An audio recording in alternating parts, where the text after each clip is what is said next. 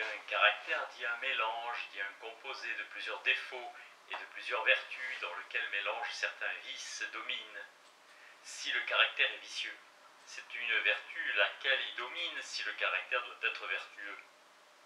Ainsi, les différents caractères des hommes sont tellement variés par ce mélange de défauts, de vices, de vertus et de lumières diversement combinés, que deux caractères parfaitement semblables sont encore plus rares dans la nature que deux visages entièrement semblables. Or, tout caractère bien peint fait un bon personnage de comédie. Il peut jouer avec succès un rôle sur la scène véritablement plus ou moins long et plus ou moins important. Pourquoi l'amour fera-t-il une passion privilégiée et la seule qui fournisse des caractères différents à l'aide de la diversité que l'âge, le sexe et la profession mettent entre les sentiments des amoureux? Le caractère d'un avare ne peut-il pas de même être varié par l'âge, par le sexe, par d'autres passions et par la profession? Ces caractères bien peints n'ennuieraient point parce qu'ils sont dans la nature et la peinture naïve de la nature plaît toujours.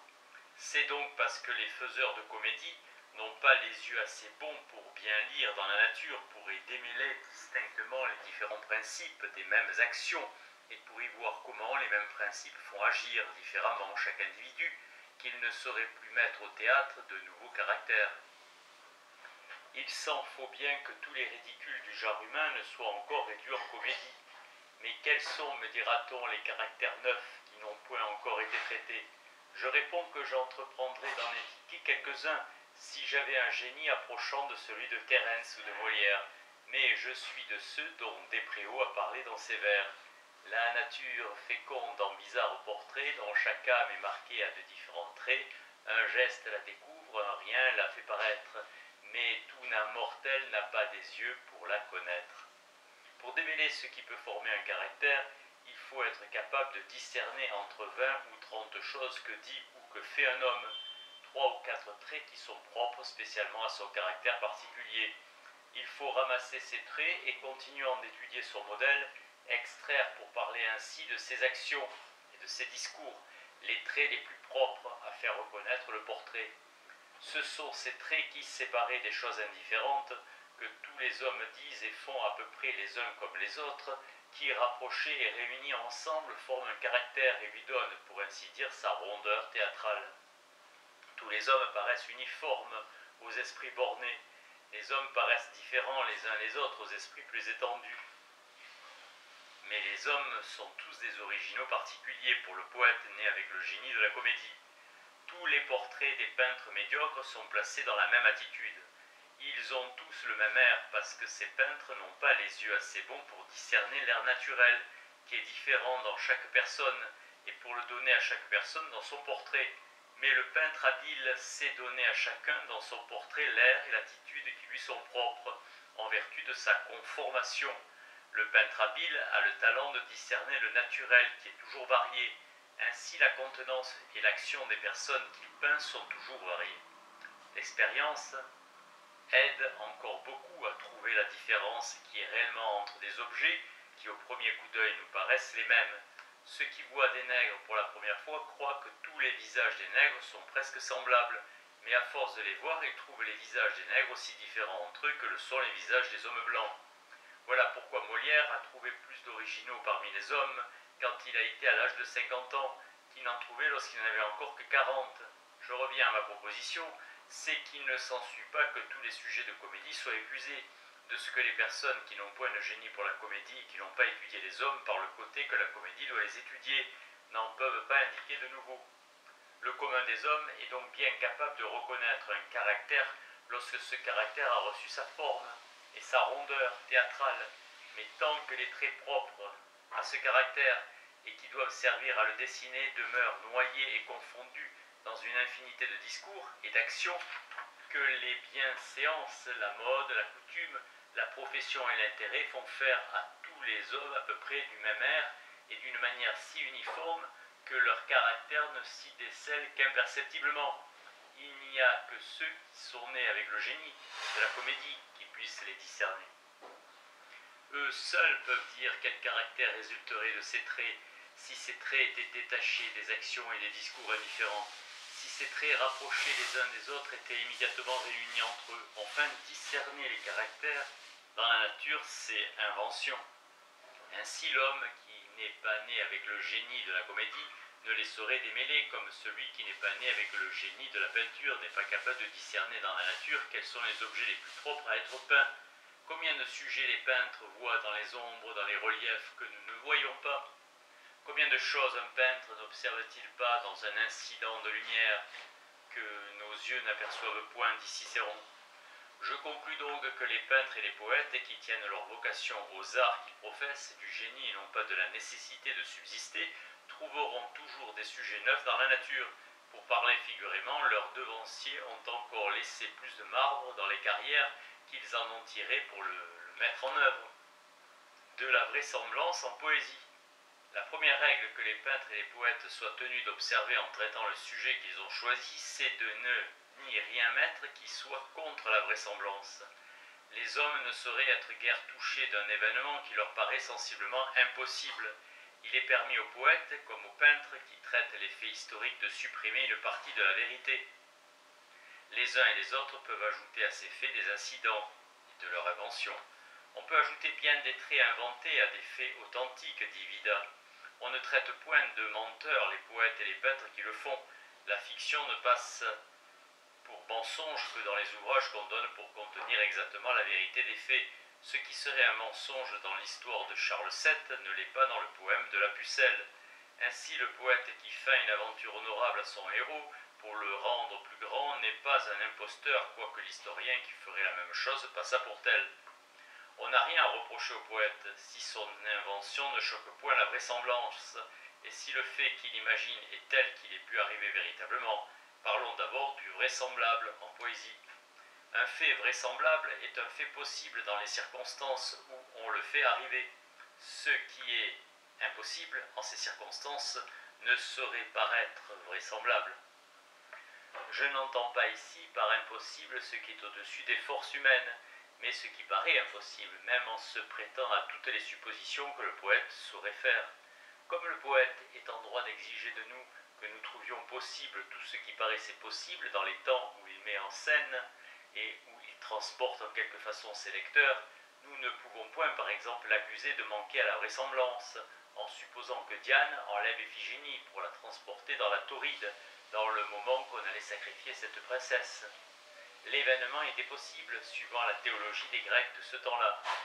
Après cela, que des personnes plus hardies que moi osent marquer les bornes entre la vraisemblance et le merveilleux par rapport à chaque genre de poésie, par rapport au temps où l'on suppose que l'événement est arrivé, enfin par rapport à la crédulité plus ou moins grande de ceux pour qui le poème est composé, il me paraît trop difficile de placer ces bornes.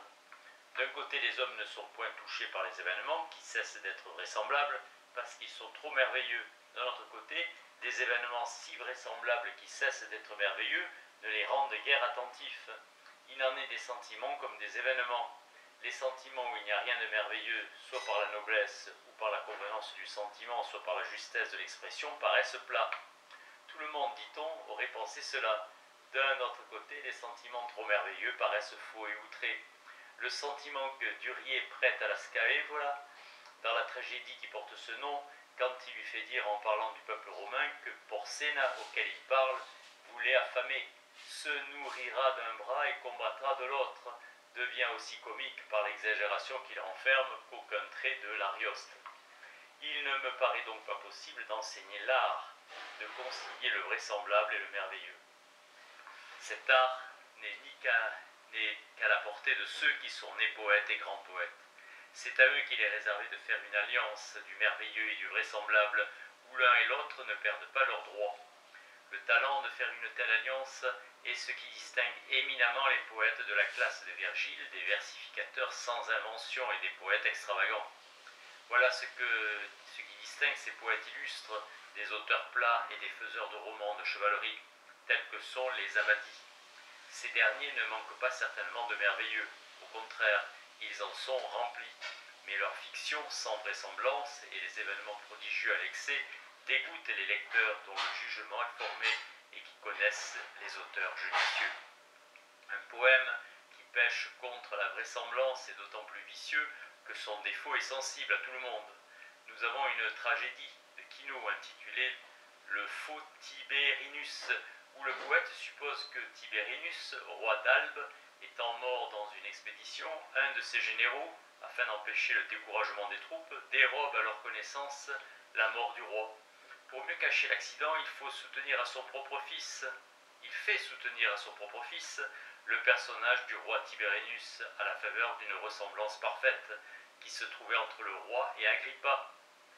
C'est le nom de ses fils qui passe pour Tiberinus. Son père suppose encore, pour mieux cimenter l'imposture, que le roi mort a fait tuer secrètement Agrippa. Tout le royaume d'Albe s'y méprend. Un an durant et le dénouement de la pièce, laquelle fournit d'acte en acte des situations merveilleuses, est encore très intéressant. Cependant, on ne comptera jamais cette tragédie parmi celles qui font l'honneur de notre théâtre. Elle ne touche que par surprise et non désavoue son émotion propre, dès qu'on fait réflexion à l'extravagance de la supposition sur laquelle toutes les situations merveilleuses de la tragédie sont fondées. On n'a presque point de plaisir à revoir une pièce qui suppose que la ressemblance du roi Tiberinus et d'Agrippa fut absolument si parfaite, même du côté de l'esprit, que l'amante d'Agrippa, après avoir eu de longues conversations avec lui, continue à le prendre pour Tiberinus. J'avouerai cependant qu'un poème sans merveilleux me déplairait encore plus qu'un poème fondé sur une supposition sans vraisemblance. En cela, je suis de l'avis de Despréaux, qui préfère le voyage du monde de la lune de Cyrano au poème sans invention de Motin et de Cotin. Comme rien ne détruit plus la vraisemblance d'un fait que la connaissance certaine que peut avoir le spectateur, que le fait est arrivé autrement, que le poète ne le raconte. Je crois que les poètes qui contredisent dans leurs ouvrages des faits historiques très connus nuisent beaucoup à la vraisemblance de leur fiction. Je sais bien que le faux est quelquefois plus vraisemblable que le vrai, mais nous ne réglons pas notre croyance touchant les faits sur leur vraisemblance métaphysique ou sur le pied de leurs possibilités, c'est sur la vraisemblance historique. Nous n'examinons pas ce qui devait arriver plus probablement, mais ce que les témoins nécessaires, ce que les historiens racontent, et c'est leur récit, non pas la vraisemblance qui détermine notre croyance. Ainsi, nous ne croyons pas l'événement qui est le plus vraisemblable et le plus possible, mais ce qu'ils nous disent être véritablement arrivé, Leur déposition étant la règle de notre croyance sur les faits, ce qui peut être contraire à leur déposition ne saurait paraître vraisemblable. Or, comme la vérité est l'âme de l'histoire, la vraisemblance est l'âme de la poésie. Si les poètes tragiques sont obligés de se conformer à ce que la géographie, l'histoire et la chronologie nous apprennent positivement, remarque à ce sujet sur quelques tragédies de Corneille et de Racine. Je crois donc qu'un poète tragique va contre son art quand il pêche trop grossièrement contre l'histoire, la chronologie et la géographie en avançant des faits qui sont démentis par ces sciences. Plus le contraire de ce qu'ils avancent est notoire, plus son erreur devient nuisible à son ouvrage. Le public ne pardonne guère de pareilles fautes quand il les connaît, et jamais il ne les excuse si pleinement qu'il en estime un peu moins l'ouvrage. Un poète ne doit donc pas faire sauver la vie de Tomiris par Cyrus, ni faire tuer Brutus par César.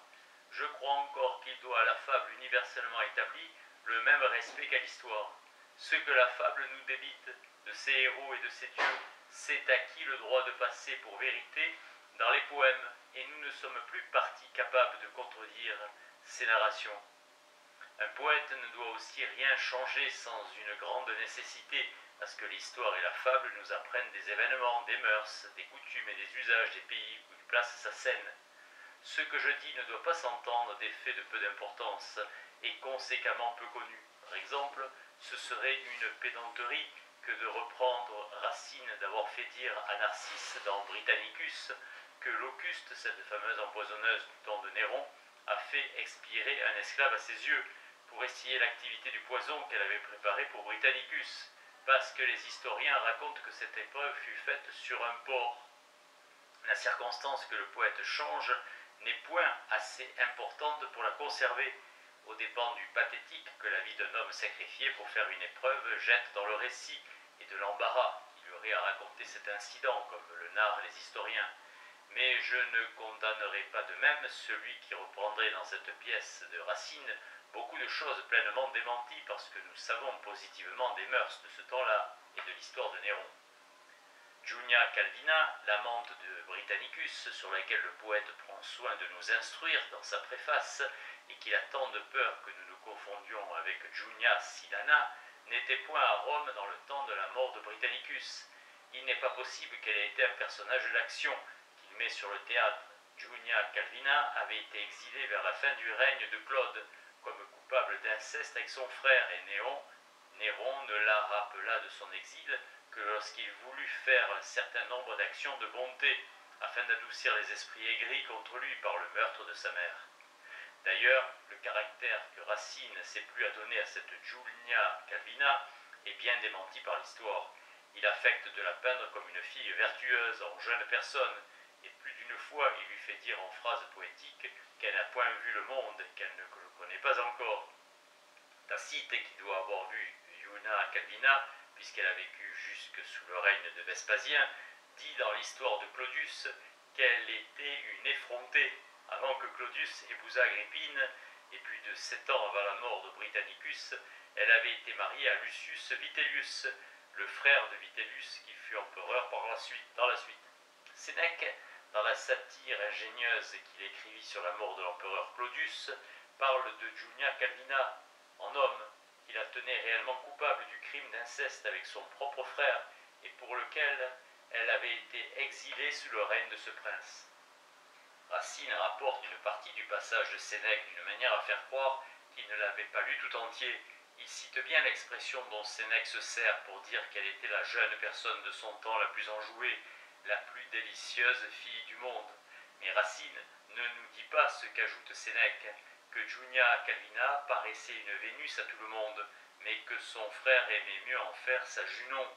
Personne n'ignore que Junon était à la fois la sœur et la femme de Jupiter. Racine suppose dans sa préface que l'âge seul de Julia Calvina l'empêcha d'être reçu chez les Vestales, puisqu'il pense avoir rendu sa réception dans leur collège vraisemblable en lui faisant donner par le peuple une dispense d'âge, événement ridicule par rapport à ce temps-là où le peuple ne faisait plus les lois. Mais outre que l'âge de Julia Calvina était trop avancé pour sa réception parmi les Vestales, il y avait encore plusieurs raisons qui rendaient sa réception dans leur collège impossible. Enfin, ce fait est détruit par tout ce que les historiens nous apprennent de la vie de Julia Calvina. Je ne pense pas aussi qu'il fut permis à Racine de ressusciter Narcisse, personnage aussi fameux dans l'histoire romaine que les consuls les plus illustres, pour en faire un des acteurs de sa pièce. Tacite nous apprend que dès les premiers jours du règne de Néron, Agrippine obligea cet affranchi célèbre à se donner la mort.